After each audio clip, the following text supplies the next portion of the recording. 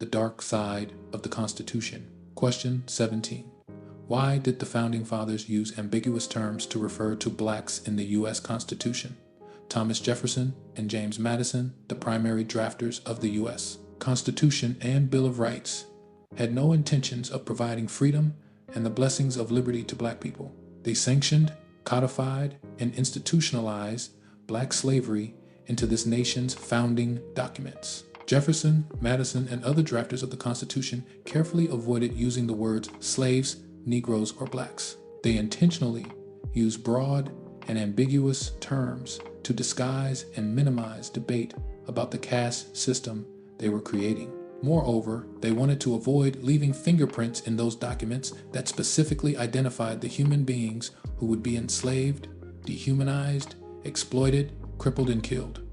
So, they agreed to use broad euphemisms to distinguish white European immigrants who would be granted rights and opportunities from the millions of blacks who were being imported into lifetime enslavement and suffering. The dictionary definition of euphemism is substitution of a mild, indirect, or vague expression for one thought to be offensive, harsh, or blunt. When writing about black slaves or aspects of slavery, the founders used euphemisms such as those who are bound, those who are indebted, those in servitude, those who are bonded, such persons, all other persons, that unhappy lot in that species of property. When a particular constitutional provision applied to blacks only, sometimes the founders used another obfuscating technique. Instead of saying the provision applied to blacks, they listed all of the groups to whom the provision did not apply. When referring to European whites, the founders used broad but different terms such as we the people, all the people, free person,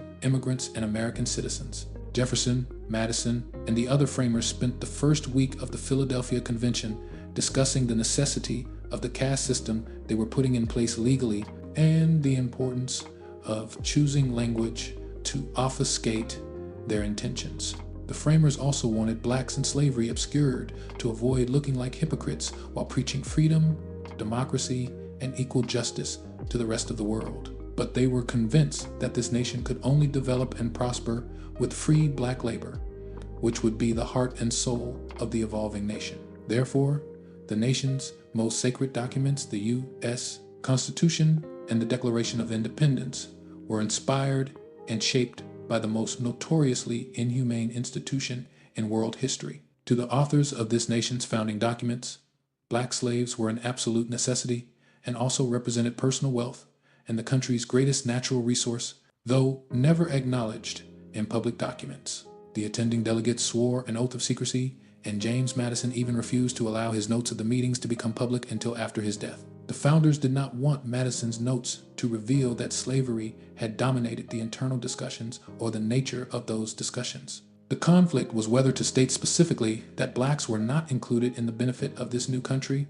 or to define the rights and privileges they were institutionalizing as specific to and applicable to whites only. They finally concluded that they could resolve the issues by simply using broad and ambiguous terms in the document to identify which groups were included and which were excluded from constitutional benefits and protections. The founders wanted to protect whites as well as their own reputations and the drafting of the U.S. Constitution. They did not want to be judged as duplicitous or the Constitution they drafted as hypocritical, proclaiming freedom and democracy for whites, while at the same time establishing a peculiar institution for blacks. The record does not indicate that even one delegate demanded that blacks have the same rights as whites to pursue life, liberty, and property, later changed to happiness in the developing nation. The debates were heated and divisive.